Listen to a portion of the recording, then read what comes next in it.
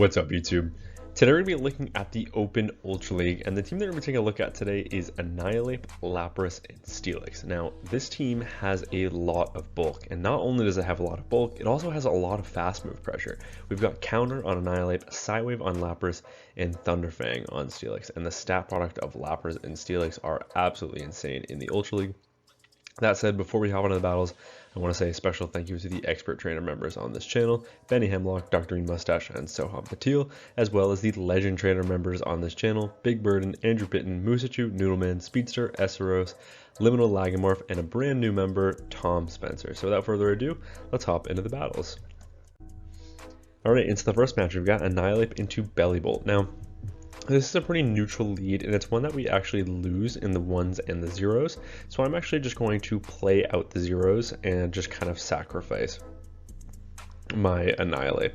A lot of Bellibolts are often paired with a Virizion in the back, and I know that I have Psychic Fangs on the Steelix and Psywave and Ice Beam on the Lapras. So playing to the CMP tie, going for the Rage Fist, this won't be enough to pick up the knockout. It is boosted, but they have raised their defense, so it's not quite enough to pick up the knockout. Parabolic Charge from my opponent will, however, pick up the knockout, but now I can come in with a Lapras. Sucker Punch is only neutral. I get a huge Psywave farm down, and I'm hoping to bait out that Virizion, but no, instead in comes a Tinkaton. Now Tinkaton will be met with a neutral Sparkling Aria. This does some decent chip, and I can get the catch of the Play Rough onto my Steelix, assuming that the opponent didn't go for the bait. They did not. They full sent, and in the back is actually a Lapras from the opponent. So this is a pretty nice position to be in, because Psychic Fangs can lower their defense, Thunderfangs are super effective, and their Psywaves are resisted. I know I can live one Sparkling Aria, but I will shield up the first. Shadow Sparkling Aria would deal some pretty massive damage to the Steelix. Here comes a second Psychic Fangs, lowering their defense for a second time. When the opponent is now in the yellow, we get the catch of the Sparkling Aria back onto the Lapras, so making two catches already in this endgame, making the opponent waste all of their energy, is really crucial to winning this matchup, especially since we are down a shield, but not any longer. The Tinkaton does commit the shield back. Here comes Sparkling Aria number 2. Are they going to commit the double shield? They are. So interesting. They think the Tinkaton is their way to win this game. And I think they're wrong, because I think a Steelix with a shield advantage looks to be in a very good position. At this point, I will be able to go for another Sparkling Aria.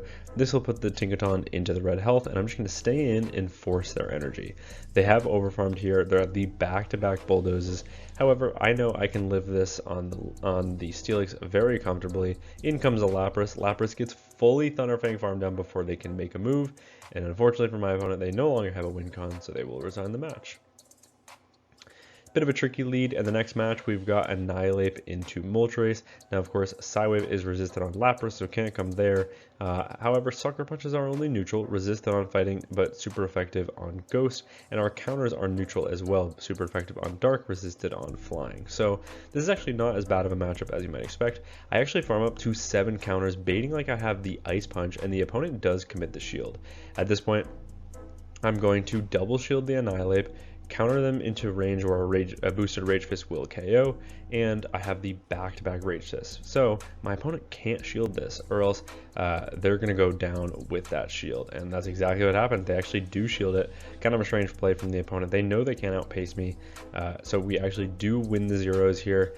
In comes a Gliscor. Can we make it to the Rage Fist? We can on the CMP tie, because we overfarmed by 1 in the Moltres matchup. And I believe, I didn't see a Sand Attack go through, so that's actually the CMP tie, which is absolutely massive.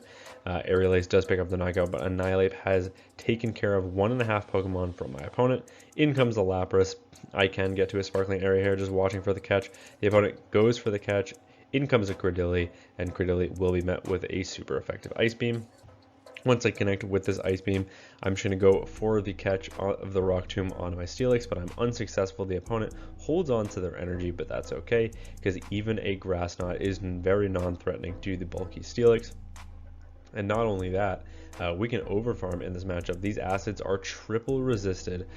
They actually go for the Rock Tomb, hoping to potentially survive the next charge move, and they will be able to survive this crunch, but that's okay because we've overfarmed in this matchup. If the Gliscor comes back in, I can make it to another crunch, but not before my opponent throws their energy. Is this enough for the Earthquake? It is. It actually picks up the knockout, but now they're energy dry. Here comes the Psywave farm down, leaving with the Ice Beam loaded. They do have enough for a charge move, but Grass Knot, Rock Tomb doesn't matter. It's not going to pick up the knockout on the Lapras from this range. Lapras is just far too bulky. Ice Beam will be overkill. It picks up the knockout on the Credilli, and we are able to take that win. Into the next match, Drapion, once again, decent lead. At least our counters are neutral, whereas their Poison Stings are resisted on the Ghost typing of Annihilape, and I can actually take 2 crunches in this matchup, especially if they don't get the defense fall. However, I won't be able to if I throw the second close combat on the CMP tie, and that's exactly what I end up doing. I find out it's not enough to pick up the knockout, so I'm actually forced to commit the shield. But as soon as I commit the shield, in comes a Poliwrath. Now, Poliwrath has double resisted counters in this matchup, so I'm more than comfortable with going for another close combat, lowering my defense to the absolute minimum, but it does not matter. They still can never counter farm me down because their counters are double resisted. So I can actually commit the shield. It is the Icy Wind. Here comes another close combat from the Annihilape, and Annihilape is putting on an absolute clinic. We actually grab the second shield from the opponent, so now in comes Steelix. All I have to do is Thunder Fang this down into a Psychic Fang's range. They go for the super effective Scald. It lowers my defense, and in the back is a Virizion. Now Virizion is going to be very tricky for my backline, especially when my Lapras is not up energy. The opponent overfarms pretty significantly here. They're now at 5 double kicks, so they're 1 away from the back-to-back Sacred Swords. Sacred Sword number 1 picks up the knockout. I'm going to come in with a Lapras. I know I can take 1, so I will just let this go. Not that I have a choice. I don't have any shields left in play, but now that they've connected with the Leaf Blade, I can go for the catch of the second Leaf Blade onto my Annihilape, and we do get that catch, which is absolutely massive. Leaf Blade, of course, picks up the knockout onto the Annihilape, but now in comes the Poliwrath. Poliwrath, of course, hitting super effective damage with the counters. I Sparkling Aria them. Can I get the Psywave farm down before they make a move? I can. That is absolutely massive. Back in comes the Drapion. I'm going to overfarm right before they get to 4 Poison Stings to get to their Aqua Tail. I will pick up the knockout now with the Sparkling Aria, and now does that overfarm allow me to survive 1 double kick and get to the Ice Beam? It does, and somehow, someway, Lapras has absolutely clutched this endgame in a 1v3 scenario. Into the next match, we've got Annihilape into Tentacruel. Now, this is an okay lead because both of us have resisted fast move damage. Our Rage Fist come at a little quicker pacing than the opponent gets to their Scald. Of course, Scald does hit quite a bit harder. The opponent ends up taking that Rage Fist and then switching into their Clefable. Now, Clefable has a terrible matchup into the Steelix, so Steelix is a complete wall to energy here. Swift, Moonblast, what else? Meteor Mash if they're on it. All of it's resisted, so this is a very comfortable matchup. Thunder Fangs are neutral. We can basically just Psychic Fangs, fully farm them down, leave with a little bit of energy for their lead, which would be very nice because the Tentacruel isn't going to like energy from the Steelix either way. They end up pivoting, trying to snipe with their Tentacruel, but I answer the catch with answer the snipe with a catch of my own. And now here comes the Rage Fist. That's going to put them in the yellow health range, and at this point I think Annihilape has done its job. I think Lapras can fully Psywave, farm down this Tentacruel, come out absolutely loaded with energy, and threaten whatever is in the back. So in comes the Lapras at the very last second, waiting out the switch clock as much as possible. Back in comes the Clefable. They will make a charge move here. I'm not sure how much energy they are at, so I will actually commit the shield. It is just a swift bait, but now in comes the Steelix. I know I can limit a 1 charge move here, and this energy lead will be very useful for whatever is in the back because I can potentially permanently debuff whatever that last Pokemon is. They do, of course, have that Tentacruel still alive from the lead. What's it going to be? It's a double Fairy line, and this looks like it's going to be tricky because this fairy has access to Trailblaze, and Trailblaze, not only does it hit neutral on the Steelix, it hits super effective on Lapras. So I'm going to go for the double Psychic Fangs, snipe with the Sparkling Aria, hoping that I can land a double debuffed Sparkling Aria onto the opponent, but the opponent is smarter than that. They commit the shield, they reset the debuff, they pivot into their Tentacruel. Now they're going to go for a Scald. They get the attack drop, so everything going my opponent's way, and they're making this an incredibly difficult matchup. In comes the Trailblaze. I have to live one because they have so much energy.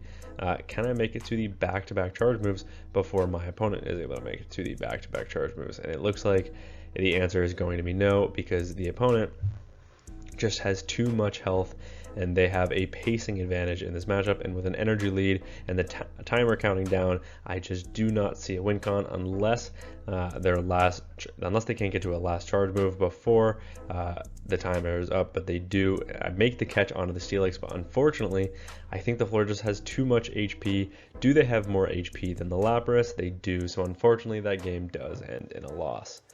Into the next match, we've got Annihilate into Typhlosion. Now, Typhlosion, of course, hits for massive damage with their Incinerates. However, these counters are really adding up, and they're not going to want to take a Rage Fist because that just puts them in counter farm down range.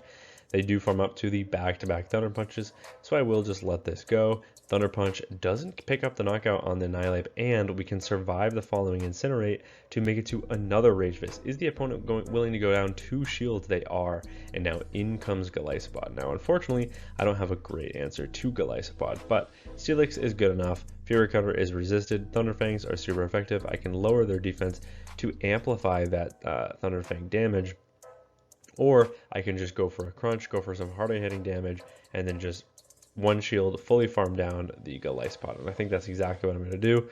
So I'm going to shield once, go for the full Thunder Fang farm down, come out loaded with energy, and I should be in a pretty good position. But it looks like I can't quite get there, so I make the catch onto my Lapras. This should be the resisted Aqua Jet, and it is. So preserving that HP on the Steelix is absolutely massive because it's a Corviknight in the back. And now Corviknight is completely walled on the charge moves unless they're running Payback on the Steelix. If they're on the typical moveset of Iron Head plus Sky Attack, then we are in a good position.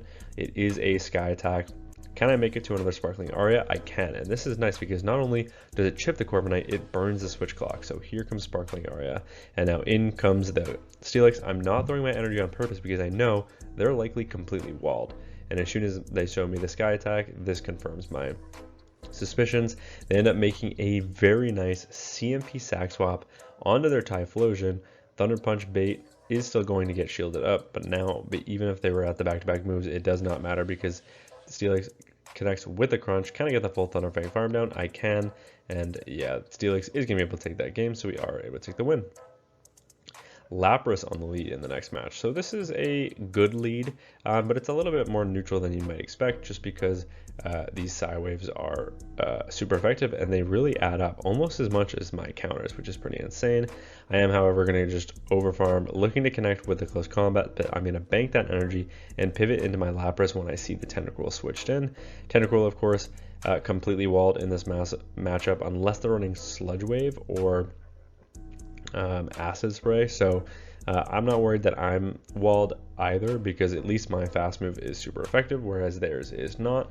Theirs does generate energy about the same pace as ours as well, so we should be in a pretty good position, but these Scalds are really adding up, and they're adding up more than these Sparkling Arias, and now I'm actually going to be in a bit of a difficult situation. I think I can live this, so I will let this go, and if I can, that's going to minimize the farm that the opponent on the lead gets. In comes the Lapras, which is really nice. Now I can connect with the Sparkling Aria, and instead, I actually am going to come in with my Annihilate.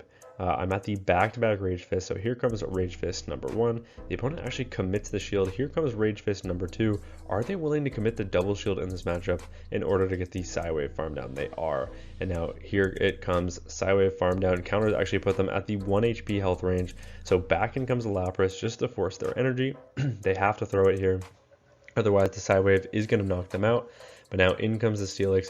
We get the Thunder Fang farm down, but it's a Virizion in the back, and this is going to be tricky. Virizion, of course, resisting Thunder Fangs, does take super effective from these Psychic Fangs, but you're going to notice these Psychic Fangs do absolutely nothing to the Virizion. They do have access to super effective Sacred Sword here, but they go for a Leaf Blade, so that tells me the opponent might be on Leaf Blade plus Stone Edge. They end up going for the catch and the reset of the Psychic Fangs debuff, but they do not get it. That allows me to overfarm, come out with extra energy loaded. So now here comes another Psychic Fangs, re-debuffing the opponent. It puts them into the yellow health range. Can I get to 2 more Psychic Fangs in order to pick up the knockout? I do not think this one will be enough before they make it to the back-to-back moves. It puts them in the red. It's going to be close, but I think they're at the back-to-back moves. And unfortunately, even with a 2 shield advantage, it's looking like Steelix is not going to take this matchup. It's going to be close. Can we survive a Leaf Blade from this range? We can, but we can't get to the Psychic Fangs before the opponent gets the double kick farm down. And unfortunately, we do lose that game. Terrible lead in the next match. Annihilate into Weezing. I'm going to safe switch into my Lapras because I have 2 better answers in the back, and the opponent's going to stay in to chip with a Sludge. The Sludge does very little damage to the Lapras, but now we see why they chipped, because in comes a Lapras of their own, and as soon as they fire off that energy right away, I know they're not running Skull Bash, which is why they had to chip my Lapras with a Sludge. They wanted to maintain alignment, but they didn't have a good way of doing it without answering with a mirror, because something in the back is clearly weak to Lapras up energy. They will make it to another Sparkling Aria, but I can live this, and I'll have 2 charge moves loaded for whatever is in the back. In comes the Steelix. Steelix, of course, resisting the Psy Waves, can take 1 Sparkling Aria, no problem. Sparkling Aria doesn't even quite do 50%. I am just going to go for the harder hitting Crunch here. This will hopefully put it into Thunderfang farm down range, and looks like not quite. So I actually will have to commit the shield, but we do get the defense fall, which is pretty nice, because that means these fast moves are going to be adding up. What's in the back? It is a Jellicent. So now I'm going to farm up back to the Crunch, baiting with a Psychic Fangs, and we grab that shield. That is absolutely massive. So that's step 1. Now, the question is, can we either connect with a Crunch or get another Psychic Fangs so that their defense is lowered and a Rage Fist is enough to pick up the knockout? That is our goal. But now I'm full sending the Crunch, expecting my opponent to no shield. They do end up shielding, but in comes the Lapras. Lapras will be able to chip with some meaningful Sparkling Arias, and the opponent is over farming a lot here. So I'm just going to keep throwing out these charge moves until they throw their energy. It's Psywave versus Hex. They don't throw their energy for some reason. Maybe trying to get an energy lead on the Weezing so that they can threaten both the Steelix and the Annihilate. Potentially running Sludge plus Overheat is my guess. We've already seen the Sludge, but now in comes the Steelix. Now, if they full send the Overheat here, they're going to have to reset, and 1 Overheat is not going to be enough to KO the Annihilate. So in comes the Annihilate. They come in with a Lapras. That gets countered down. They no longer have a win con, so they resign the match, and we are able to take that win. Into the next match, we've got Annihilate into Nidoqueen. So a bit of a relic, but it did get buffed this season with Poison Sting. However, I'm still able to pace relatively similarly because they need to get to Earth Powers here, and Poison Fangs are resisted. So I'm actually going to call the bait because I know I can live 1 Earth Power, and a Poison Fang bait is resisted. That does very little damage. At this point, they do still have enough for the Earth Power, so I will commit the shield. It is the Earth Power. They full send it, and now in comes a Dragonite, and I make a huge error. I come in with my Lapras when I definitely should have come in with my Steelix. Steelix, of course, neutral with the Thunder Fangs and resisting the Dragon Breath, but now I'm in a very difficult matchup with my Lapras. These Dragon Breaths are adding up. The Dragon Claw did a meaningful amount of chip, and now I can grab shields with these double super effective Ice Beams, but it does not matter because the opponent will be able to maintain or switch advantage, which is pretty unfortunate. That said, Nidoqueen into Steelix is probably a very interesting matchup, especially since we've already got them pretty low. I probably only need 2 Psychic Fangs, but it's going to be close. Back in comes the Annihilate. I'm going to go for a Rage Fist, and Rage Fist will boost my attack back up, hopefully allowing me to get the full counter farm down, but not before my opponent makes the final charge move. But now that I am boosted and I'm up energy, I'm thinking I can probably close combat whatever's in the back. Back in comes the Nidoqueen. They only settle for a Poison Fang. I was going to throw on the Stampede Tide with the Earth Power, but they don't even farm up to it. So now that allows me to overfarm, connect with a Rage Fist. This means I am either double or triple boosted at this point. What's in the back? It's a Lapras of their own, and now close combat. It's boosted, it's super effective, it's stab, it nearly one-shots Lapras. Back in comes the Steelix. We get the Thunderfang farm down, and we are able to take that win. Annihilate into Clefable, another terrible lead. going to safe switch into the Lapras, and we are answered by a Weezing. Now this is a fine matchup for us because an Ice Beam puts them into Psywave farm down range, which is really nice for the Lapras. I'm sure my opponent knows that, so I'm baiting with a Sparkling Aria here. Are they going to let this go? They actually do let it go. They call my bluff. So either they're ABA strong to the Annihilate, or they made an absolutely ballsy bait call. They do end up going for the Sacred Sword, throwing on the same tie with my next Ice Beam.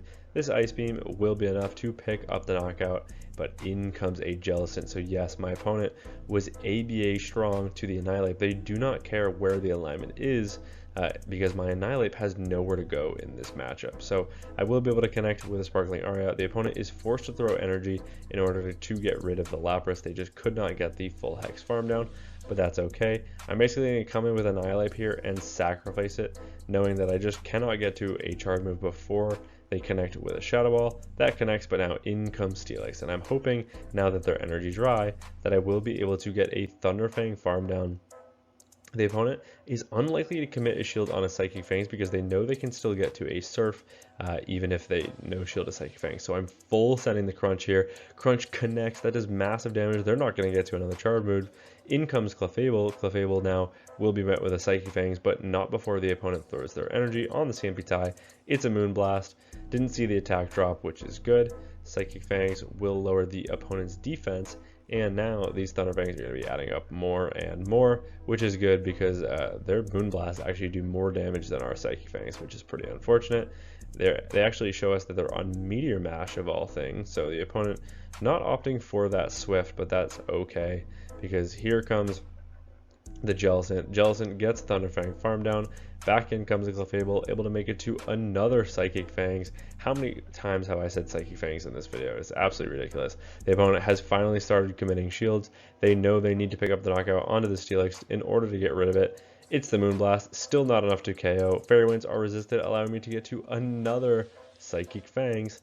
And Psychic Fangs from this range will grab the second shield from the opponent. It's a race, Thunderfang versus Fairy Wind, and it's a tie, but with Annihilate in the back, we are still able to take that win.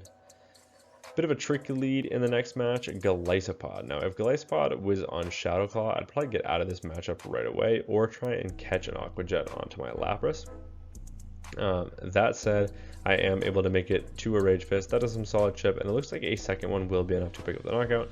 I know I can live any one charge move from the Golisopod, so I will just let this go. It actually looks like I can live two. These Fury Cutters being double resisted coming in clutch in this matchup. Yeah, we live that. Watch for the catch. In comes a Moltres. We hold on to that Rage Fist for later, and now Moltres will be met with the Psychic Fangs. You know, I really wanted to run like Earthquake on my Steelix, but I completely ran out of TMs, which was pretty unfortunate. The opponent is going to farm to 100 energy now, probably going to connect with the Brave Bird. They full on the Brave Bird. That's still not enough. I could live a second Brave Bird, so I will just no shield this, go for the full farm down, and come out absolutely loaded with energy. The Moltres just has no ability to flip that matchup. In comes the Golisopod. They were energy dry, so that allows me to go for 4 extra Thunderfangs. Now picking up the knockout with the Crunch, not anticipating my opponent to save that shield. And now in comes the Drapion. Drapion will instantly be met with a Psychic Fangs to permanently lower the opponent's debuff, and they can never reset it. I end up going for an Aqua Tail catch onto my Lapras, but I'm unsuccessful. This allows my opponent to make it to back-to-back crunches, but guess what? 2 Shadow Crunches are not enough to knock out the bulky Lapras, even or especially in the Ultra League. So Sparkling Aria will grab the first shield from the opponent. I know I can live another crunch here, but why should I? I may as well commit the shield. And then I can just come in with, or then I can just connect with a Sparkling Aria once they go for that next Poison Sting. And can I grab the second shield from the opponent? I can, and that is absolutely massive. Now, the question is, can I get a catch? And the answer is yes. What did we catch? Did we catch an Aqua Tail or a Crunch? It was a Sludge Bomb that is triple resisted.